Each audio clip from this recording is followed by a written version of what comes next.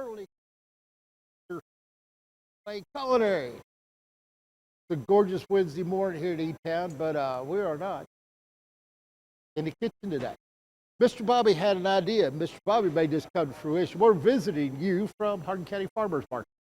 So we've come down, and not a whole bunch of folks know they're open on Wednesdays. They are. And I don't want to believe it is. So we stopped by this morning. We visited with some of the nice vendors. David Yates' farm over there, he hooked us up with these pretty new onions.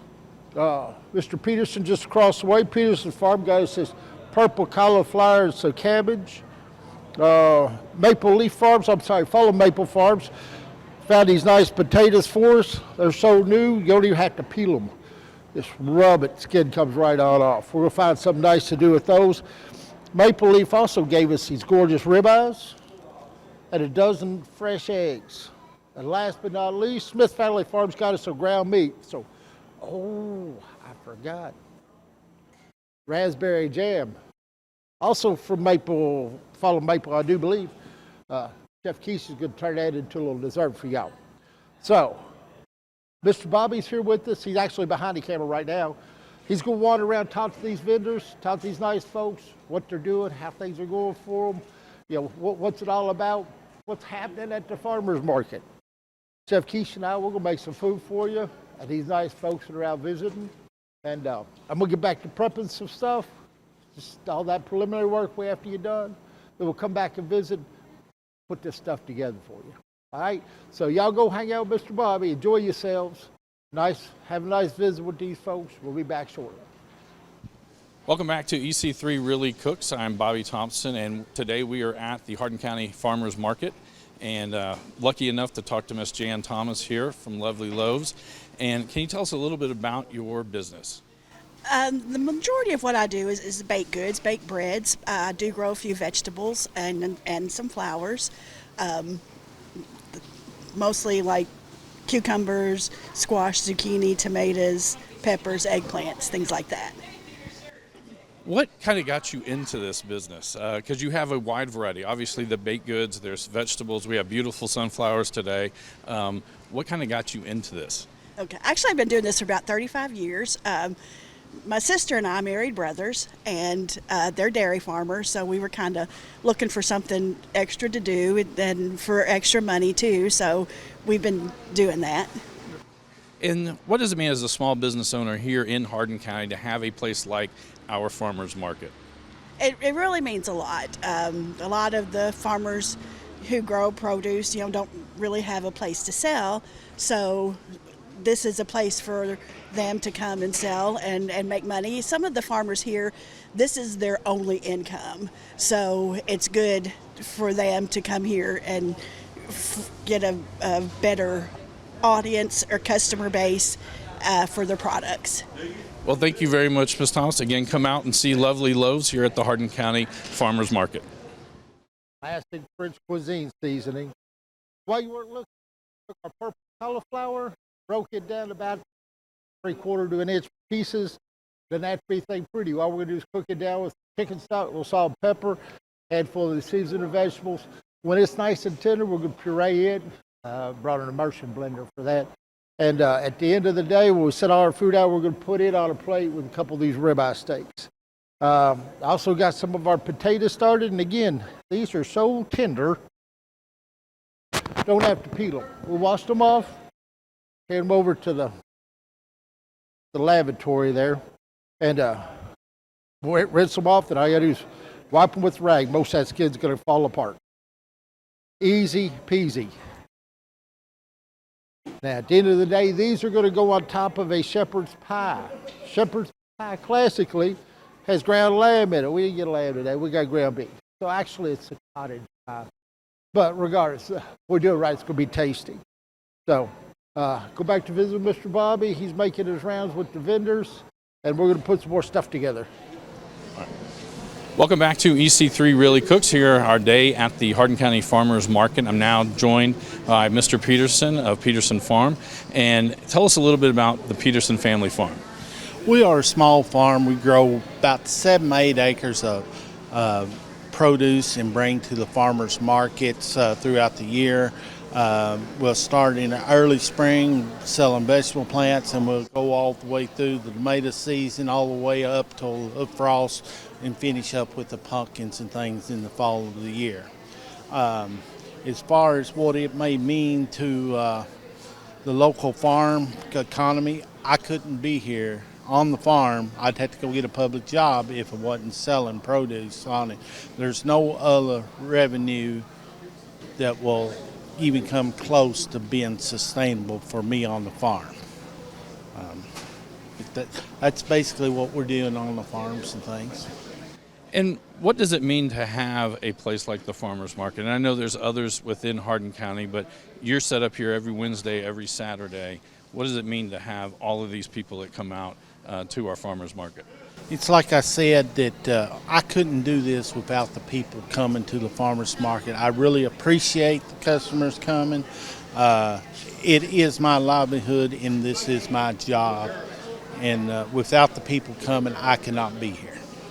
Well, again, we come out, see the Peterson family farm, and get all of your produce. All right, folks, we've got our cauliflower on, we've got our potatoes on, we've got a whole head of cabbage into a pot of water to come up to a boil. Reason for that cabbage is we're going to make some cabbage rolls. There's a couple of different components we have to put together there. Other than the cabbage, we have to make a sauce for it. Sauce goes together fairly simply. It's going to start with a little bit of olive oil as a lubrication, and, because I like it, a little bit of butter. Let me grab a spoon. From here, we need to add some onions. Happen to have them already cut. Just left laying there because I knew we need them. You know what? Let's put some carrot and celery in there too, because we have it. Now I want to soften those vegetables up for just a couple of minutes. And then we're going to add in some garlic, which is over there. Chef Pitt, man, would you mind opening these cans for me, please? Yes, we're at the farmer's market using canned tomatoes. There's actually a reason for that. Tomatoes are homegrown tomatoes. Love homegrown tomatoes, but it's a little early in the season for them. We're only into June. And canned tomatoes are always picked when they're absolute peak of flavor. And then they hold on to that. So we don't mind to use canned tomatoes if we have to. And today we have to. A bit of garlic.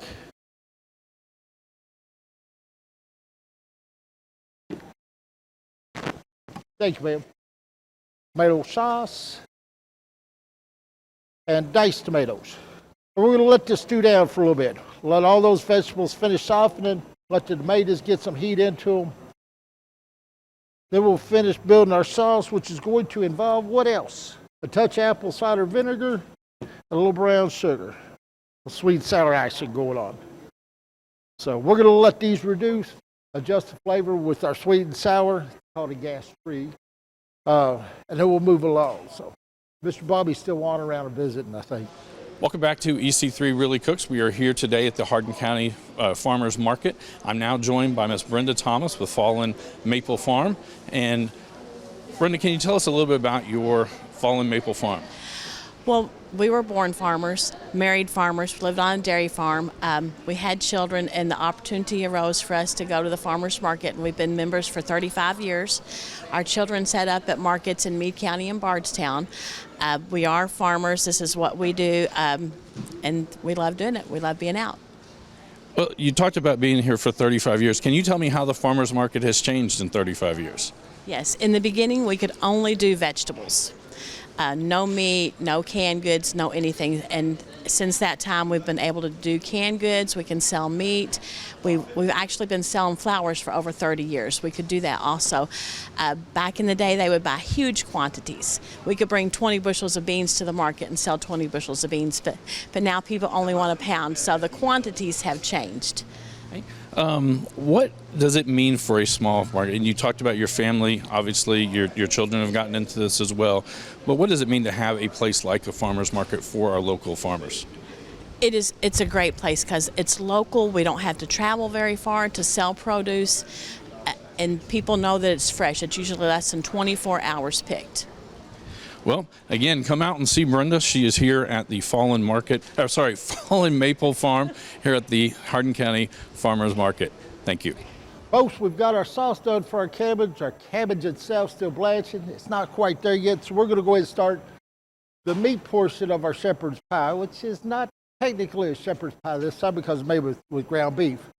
Shepherd's pie is lamb. Cottage pie is made with ground beef. So first we need a touch of oil.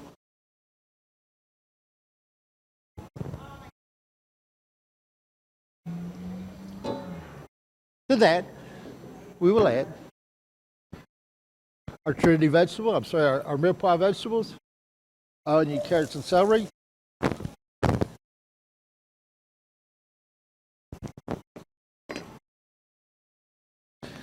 And always, always, always give it a little love. Salt and pepper. I think we're okay for the minute.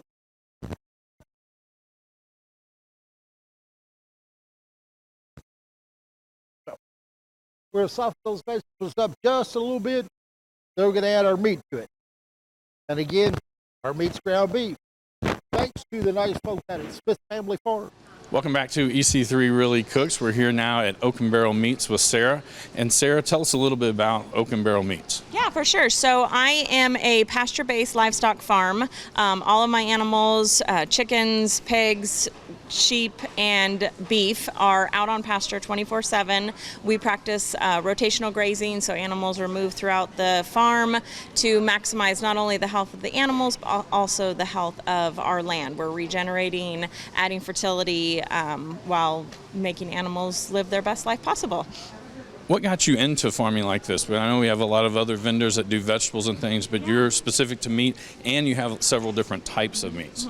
Well, I actually started out with vegetables. I had a 100-member CSA for a number of years, and we had meat as an add-on, and it got to be where we were getting more and more demand for the meats, especially the way that I do it with the pasture base. We use a certified organic feed, or with the beef and lamb, it's 100% grass-fed and finished.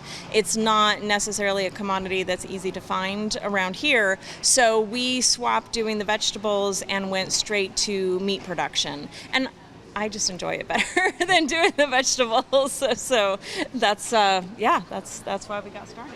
What does it mean to you to have a place like the farmers market where you can come here for our local farmers and vendors and obviously meat?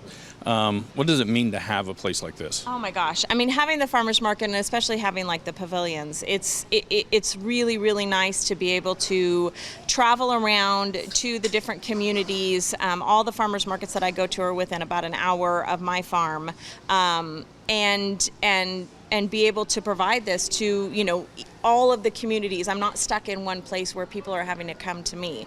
Farmers markets are so convenient for people because they're usually centrally located. You could go through the farmers market and get everything that you need. So just building that community and having the opportunity to be available to the community, it's priceless. Like, this is the best possible scenario for farmers to have. Well, thank you very much. Again, come out and see Oak and Barrel Meats here at the Hardin County Farmers Market. And don't see that red liquid on meat and assume it's blood. It is not.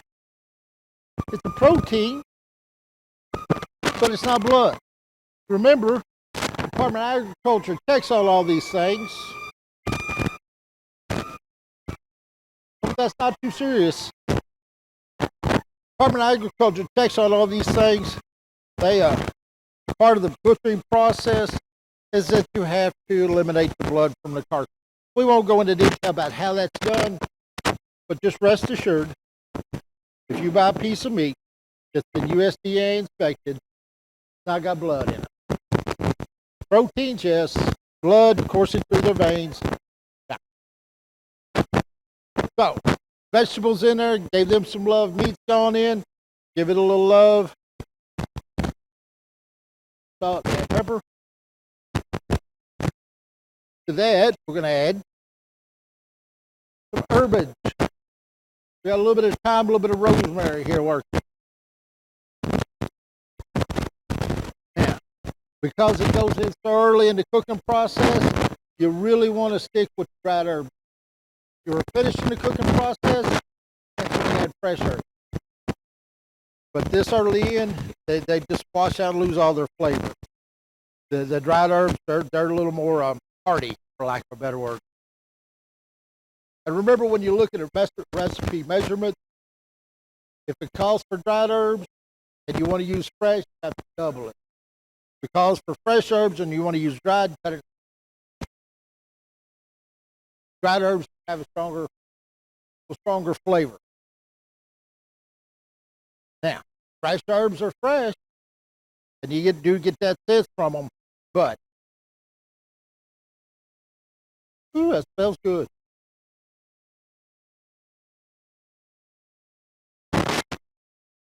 That breeze is blowing my little bitty fire all over the place. This may take a minute. What else goes in there?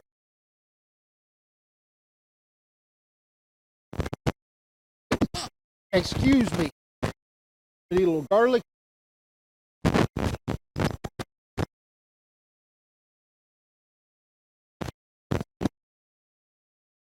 Gonna need a little Worcestershire sauce. Then we need to cook hamburgers. Other things that will go in after the burgers cook, we'll add a little bit of tomato paste, fry it out, add stock, a little bit of flour, plus olive slurry, and I think that's about it. Anyway, so once the meat's done, we'll finish it up, add the rest of our flavorings, our seasonings. Then the potatoes that are working, once they're cooked through, we'll make basically a potato mash out of them, or we're going to rice it instead of mash it. And it goes on top of the stew mix, which we're working on here. Can't be much fun watching me stir this pan. Y'all give me a break. We'll be right back. Okay, folks, our ground meat's mostly cooked through. I've added a little knob of butter. I like it. It enriches it. Well, a little bit of tomato paste. It just kind of deepens the flavor. That was classic. Deepens the flavor. But remember, when you put tomato paste in, you do need to cook it out by itself. Okay, so it wouldn't do a whole bunch of good. You're not going to get the intensity of the flavor if you put your tomato paste in there and just start building your sauce on top. So there's that. We need a couple of tablespoons of flour.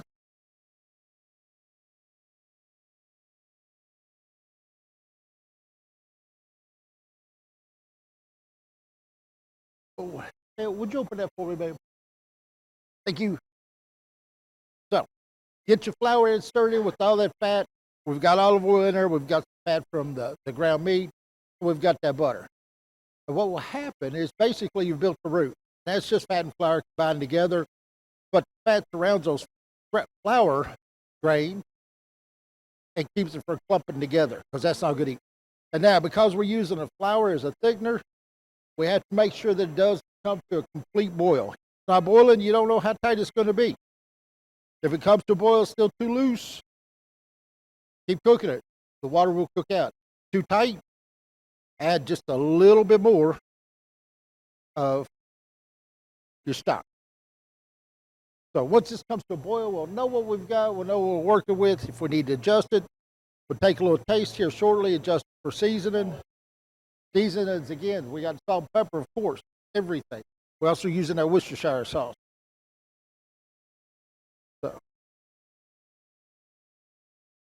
So take a minute for this to come to a boil. We'll see what we've got. We'll get back at it. Well, folks, we've got our cauliflower. All we do is boil it, a little bit of salted water. Added a little more salt and pepper to it, a big knob of butter, a little fresh thyme, wouldn't hurt it at all. But it's not puree. We're fitting to fix that. And we're going to fix it with an immersion blender, affectionately referred to as the boat motor.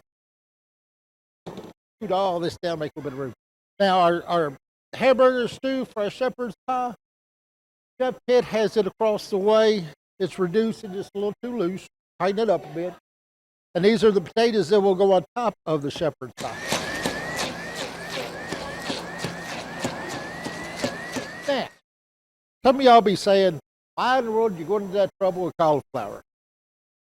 When you're done with it, you can use it as a substitute for mashed potatoes. It's going to make anyway, cottage pie. Has fewer carbs.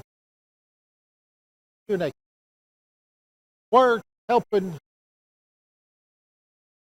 So we have a purple cauliflower puree. Why purple? Because it's pretty. Tastes like cauliflower. You don't taste the purple at all. I don't.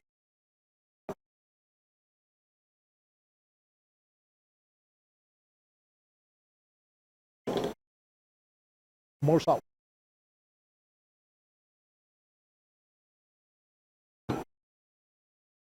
I ain't gonna lie, it's pretty tasty right here. Well, I'm gonna set this aside. Get back to my potatoes. As soon as we can get those riced, we can build a shepherd's pie. Typically, it go in the oven. We brought an oven, but it's not big enough for the pan the shepherd's pie's in. So we're gonna cook ours on our camp stove.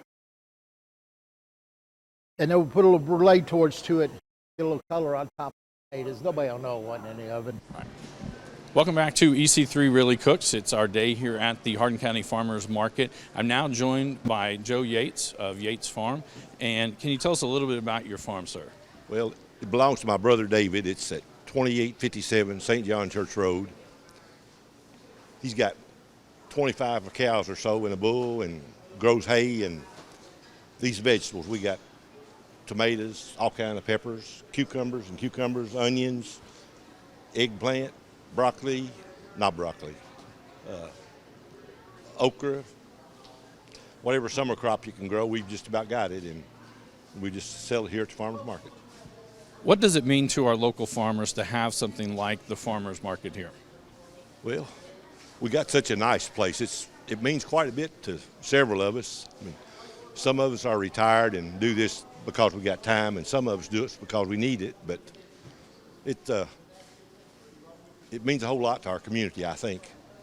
Well, again, come out and see Yates Farm here with all sorts of different vegetables. Potatoes still aren't quite there. Chef Keisha's working our stew for our cottage pie. Cauliflower's done. Well, thank you very much. Thank you. So I'm gonna go ahead and make this filling that's gonna go inside of our cabbage roll. That cabbage is still soft up. So we've got about a pound of meat. We've got our diced mirepoix, a little garlic. To that, what do we need to add? We need to add an egg. Follow Maple Farms egg.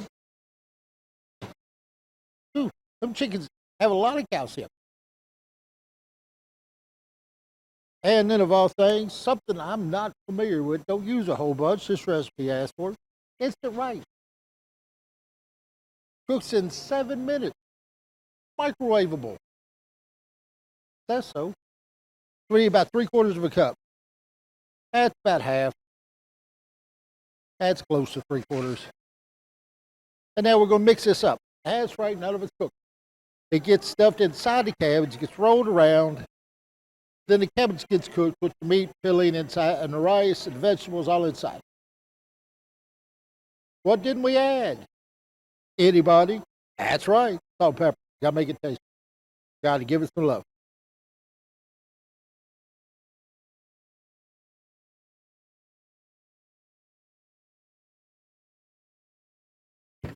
Salt. A little pepper.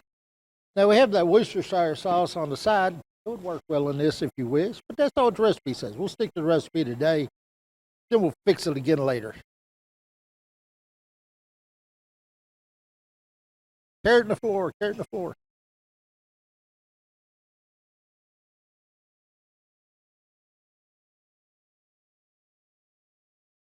I'm going to set this aside right over there on top of the cooler where it's going to stay cold.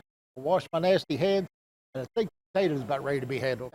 Well, folks, our potatoes are cooked, and again, there's just the slightest shred of peel left on them because they're so tender. What we're going to do, told you we're not going to mash these per se. We're going to rice them. This is a potato ricer. So it's a little cup, has tiny holes in the bottom, and a platform to push potatoes through. How's it work? Simple. Put a few potatoes in, even the one I done broke. That's not how it works. There we go.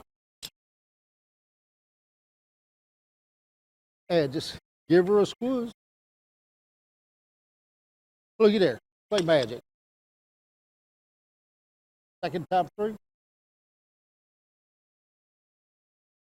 Now, if you like mashed potatoes, try rice. Pretty special. Light, so nice and tender. Now,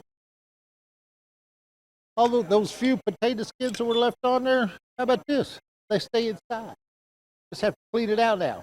So we're good.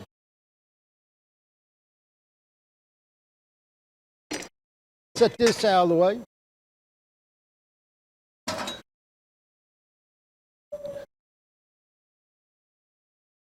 So our rice potatoes now, they're going to be treated as if they were mashed potatoes. We're going to add a little bit of half and half, a big knob of butter,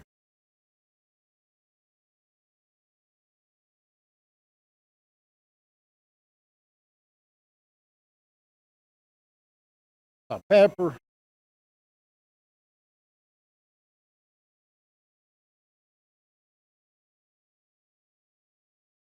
and because we can, just a touch, grated Parmesan, maybe a little more. We're going to bring those potatoes back up to heat, get them warm back through, melt the butter, and those will be our potato topping for cottage pie. So, folks, we've got our hamburger stew. Chef Keisha gave it lots of love. It's all nice, well seasoned. It's a nice consistency. Now, traditionally, what you would do, you'd take this, you'd put it in a baking pan, and you put your potatoes on top. As I mentioned, we got none to bake it in. Right here in God's country. So we're going to go what we got. So, shepherd's pie, come back up to temperature. What we will do when it's done, nice and warm, take our little brulee fork, do a little heat on top of it, color those potatoes. Folks will think it was in the oven. They don't. I'm not going to tell them. So, let me get this mess cleaned up. What do we have left to do? Cabbage. Still working on that cabbage.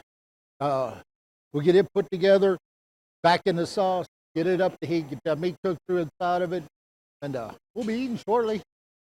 Oh, okay. Folks, our cabbage has been poached, blanched off, maybe a little too much. We're still going to make it work. Now, what the recipe says do is cut this stalk out. Separate the head into leaves, cut that stalk out.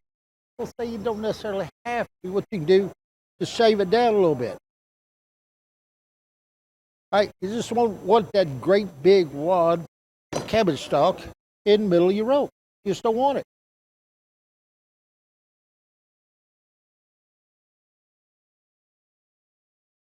Just like that.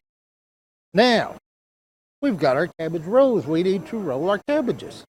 We're going to take a couple big tablespoons of our meat. Goes to the center of the roll. Then fold it up burrito style. For that big honking hunk. Fold it up burrito style. Then they go right back. Guess y'all can't see me over here. Goes right back into the sauce we made earlier.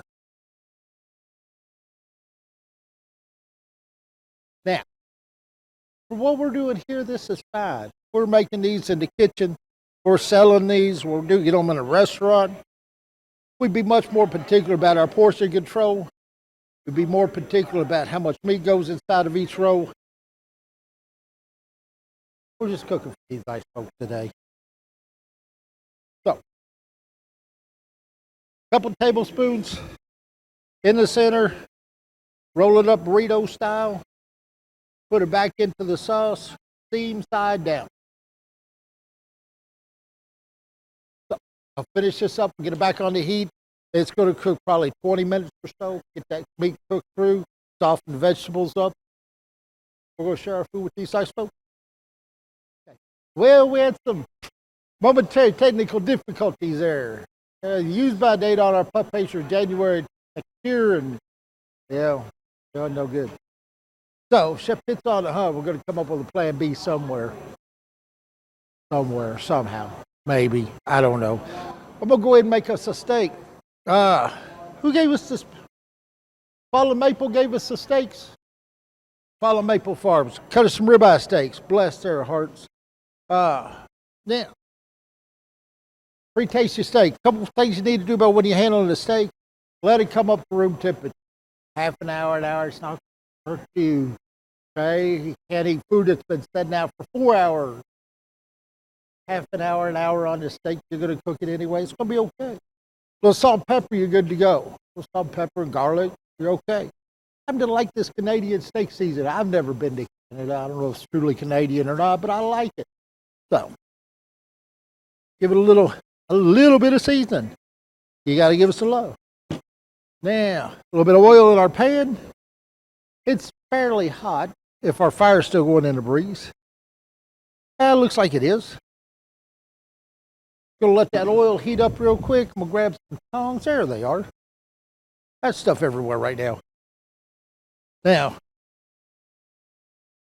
when you're putting food into oil, always make sure to lay it away from you. And what that does, if you're gonna splash the oil, it's splashing that away, not back on you. Wipe fingers off. A little more seasoning on the backside, and we're going to give it about 2.5, 3 minutes as it is. Turn it over, another 2.5 or so minutes. That's all there is to it. We're going to serve our steak with our cauliflower puree. Why? Because it's not potatoes. Well, I ate the potatoes earlier. Never mind. We're going to put it with the, matter of fact, we might even put egg on top. No, Mr. Bobby don't like egg. He don't like it. We won't put eggs on it.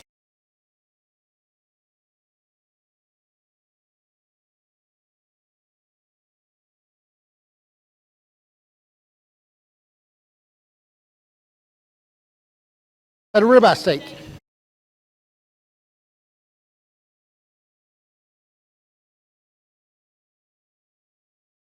We all work for Hardin County Schools. Chef Keisha and I teach culinary arts, and Mr. Bobby is one of our resource teachers. And we do a cooking show called EC3 Really Cook. And we've done it for 4 or 5 years, but we've always done it in our kitchen. Mr. John, YouTube. Good. Well, folks, we're going to wrap this up. I don't know if we got pictures of the food or not. Had a good day. About noon, we fed the folks, the vendors, a few of the guests out here at the farmers market. They were digging on that cottage pie. Some of them didn't like the steak being quite as rare as it was, but we made another one. Cooked it a little farther for them. Cabbage rolls are still cooking. We're going to get those out here in just a minute. We're going to clean up our mess, go back to the shop, get our mess cleaned up, get the kitchen put back in order. Stop by the farmers market. Saturday mornings, I think it's 7 to 11. Here in the middle of the week on Wednesdays, it's 9 to 1. If you don't know where we're at, it's Peterson Drive, just off US Highway 62. That's Blitzfield Road. Across from Jacoby Sales and behind Manicky Funeral Home. You can't miss it. Great big gravel parking lot, big metal building. Stop by and visit. A lot of good folks out here. A lot of nice produce. Kentucky proud. Folks, till next time, y'all do take care. Thanks for visiting. Next time we'll probably be back in the kitchen. Take care now.